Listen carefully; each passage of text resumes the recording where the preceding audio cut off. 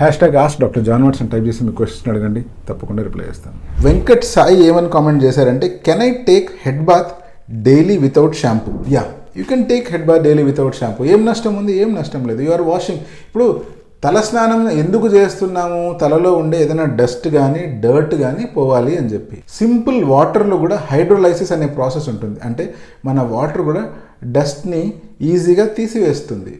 So దాంతో నష్టం ఏం లేదు.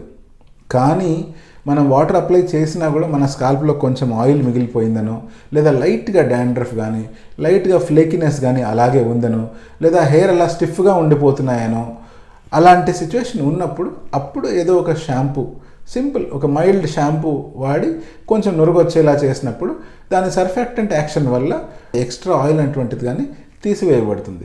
హెయిర్ ఆర్ స్కాల్ప్ అనేది కొంచెం ఫ్రెష్గా ఉంటుంది.